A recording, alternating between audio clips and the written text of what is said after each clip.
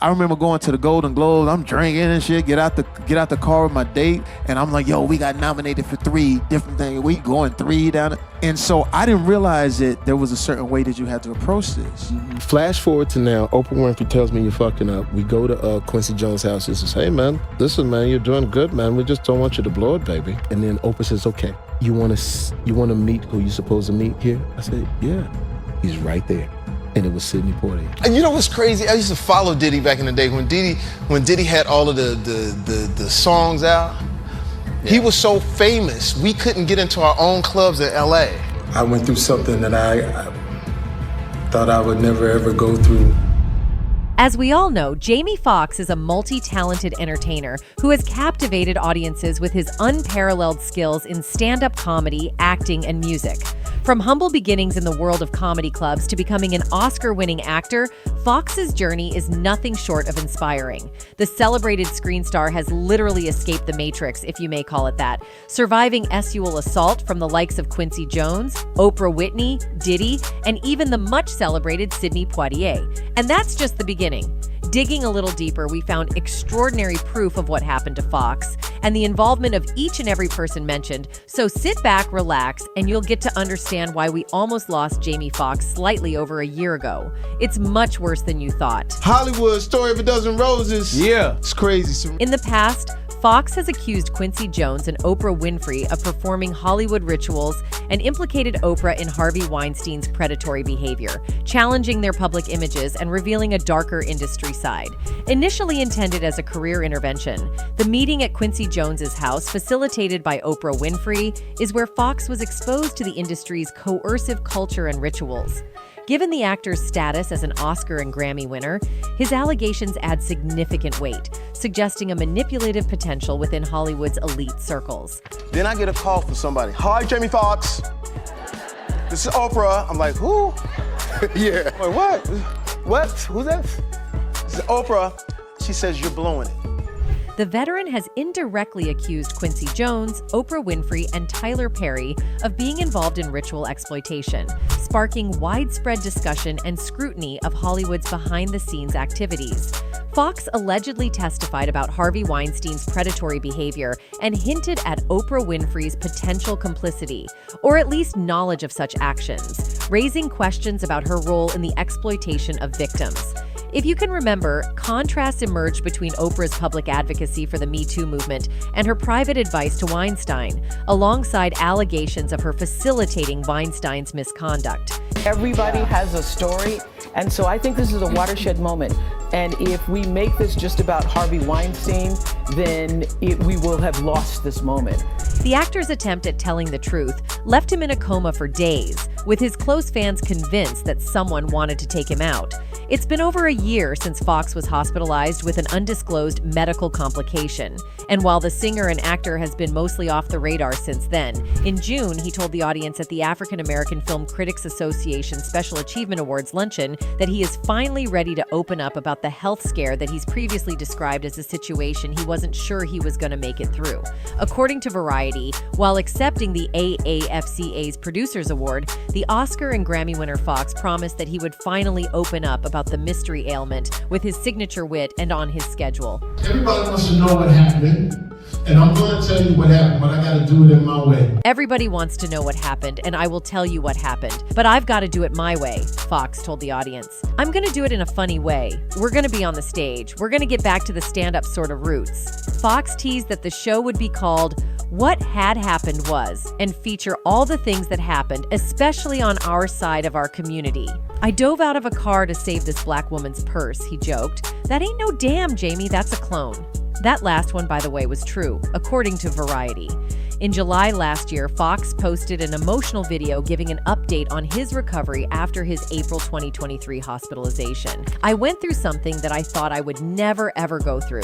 I know a lot of people were waiting or wanting to hear updates, but to be honest with you, I just didn't want you to see me like that, Foxx said. I want you to see me laughing, having a good time partying, cracking a joke, doing a movie television show.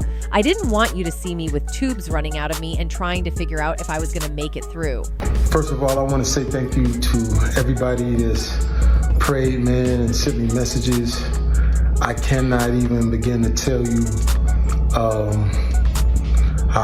far it took me and how it brought me back. The actor's daughter, Corinne Foxx, announced on April 12th that her dad had been hospitalized for an undisclosed medical complication while filming the Netflix movie Back in Action in Atlanta. To date, the actor has not provided any additional information about his illness or recovery. In January, Foxx rejoined Cameron Diaz on the set of the film Back in Action and is getting ready to re-team with his daughter on Fox's Beat Shazam game show. I'm so thankful, and I just get emotional, because it's beyond the scope. Cherish life, Foxx said. I have some people in my life that really made sure I was here because it was dire straits, he added, then joking about his daughter, who thinks he's a bit too thankful for some things these days. I was drinking some water like, wow, you taste this water? It's so wet. This is the wettest water. And she replied, Dad, you've got to chill out. Fast forward to July 1st this year, the actor shared more details about the illness that landed him in the hospital last April. The actor, now 56, talked about the early days of his health scare in a video shared on X, the platform previously known as Twitter, by the Art of the Dialogue. Look, April 11th last year, bad headache. That's my 4th Avenue. Gone for 20 days. I don't remember anything. Look, April 11th last year, Foxx tells a group of people gathered around him at an outdoor cafe in Phoenix.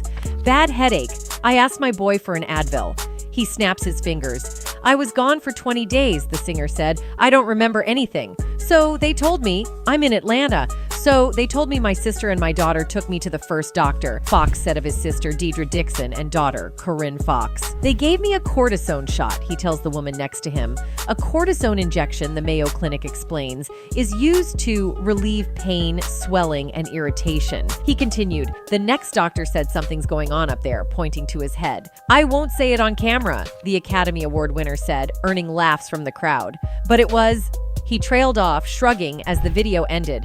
Foxx has previously said his sister Deidre saved his life during his health crisis, sharing an Instagram post that said, without you, I would not be here. Had you not made the decisions that you made, I would have lost my life. The actor recently returned to the Fox competition Beat Shazam after his illness caused him to sit out for season 6.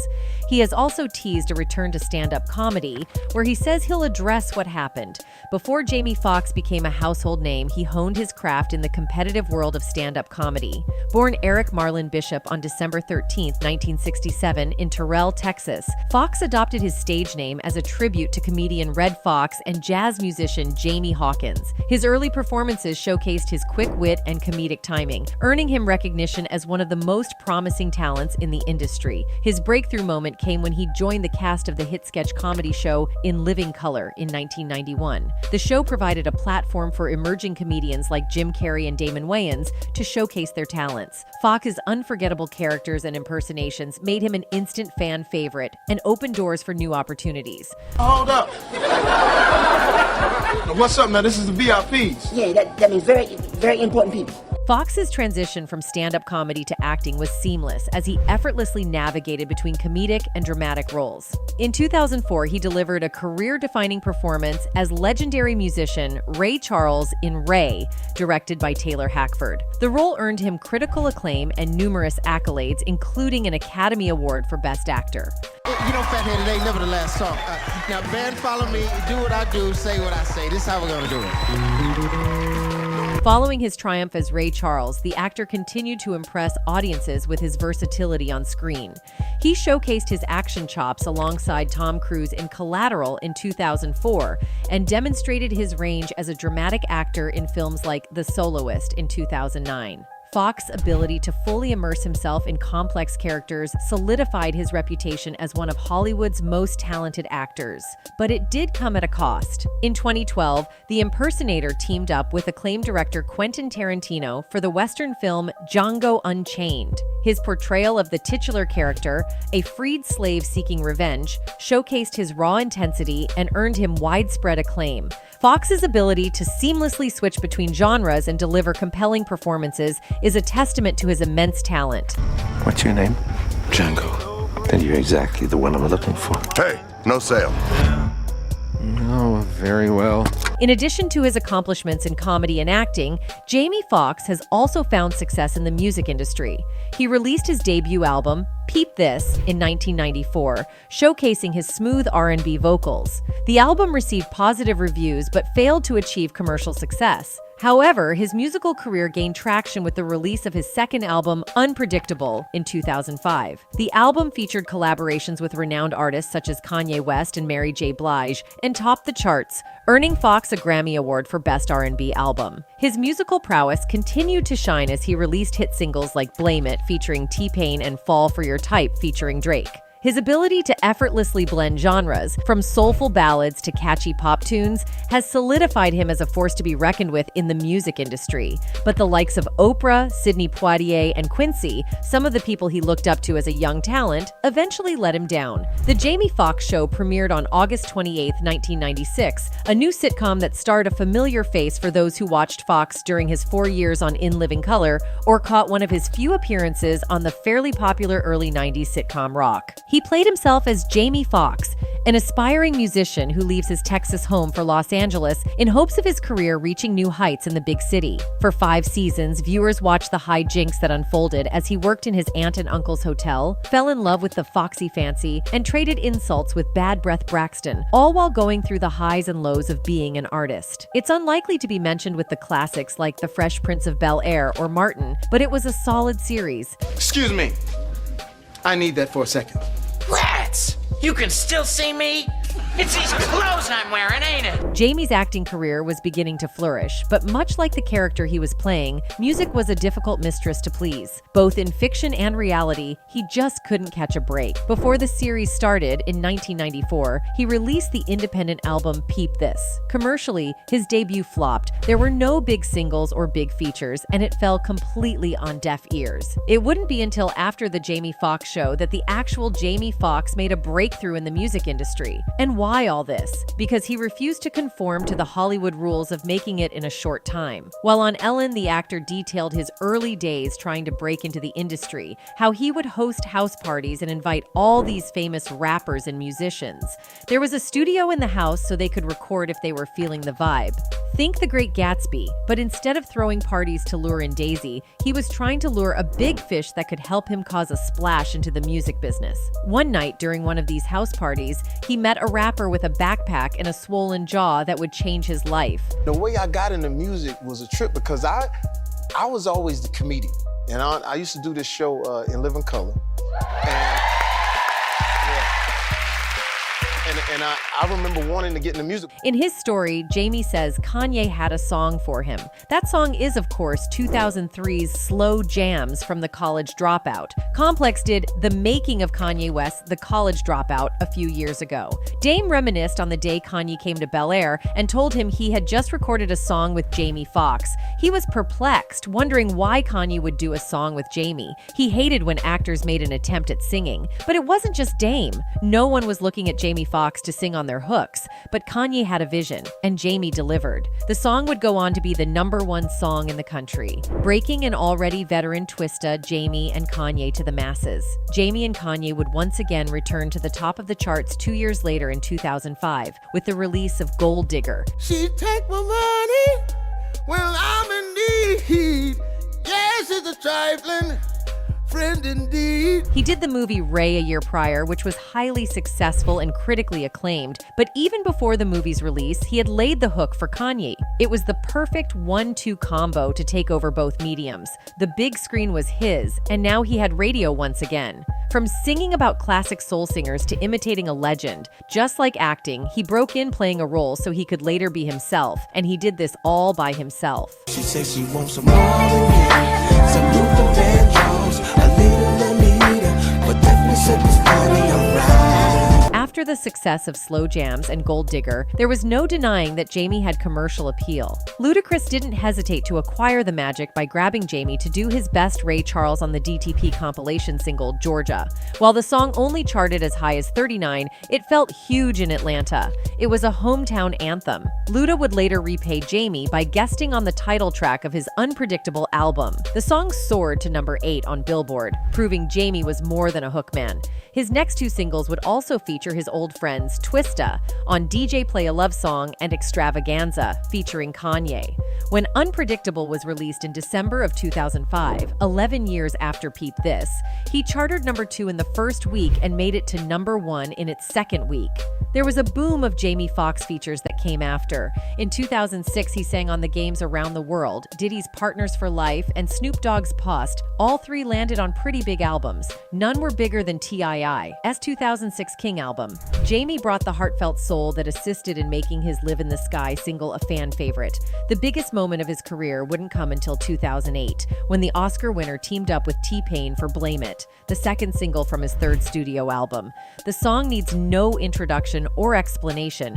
No matter where you are in the world, the song reaches your eardrums. Jamie and Pain were radio darlings at the height of their reign together. The record was destined to be a smash hit. The song would go platinum and reach number 2 on Billboard Top 100, but would stay number 1 on the hip-hop and hot R&B charts for 14 consecutive weeks. People have been blaming the alcohol for decades, but Jamie was the first to turn the sentiment into an auto-tune pop smash. Jamie went from playing an aspiring musician to being a voice heard all across the globe. From 2003 through 2008, he was on a prolific run, commercially at his peak, and while the critics never favored his albums, the hits that he gave his fans are undeniable. But after his 2008 album Intuition, things slowed down for Jamie. Even though his 2010 Best Night of My Life gave us Fall for Your Type and Winner, neither record reached the heights of his previous hits. And then, 2015. Hollywood, A Story of a Dozen Roses didn't make much noise at all. Even though movies like Law Abiding Citizen, Django Unchained, and White House Down were huge at the box office, Jamie was no longer in the spotlight, and his celebrity was no longer moving big units in music.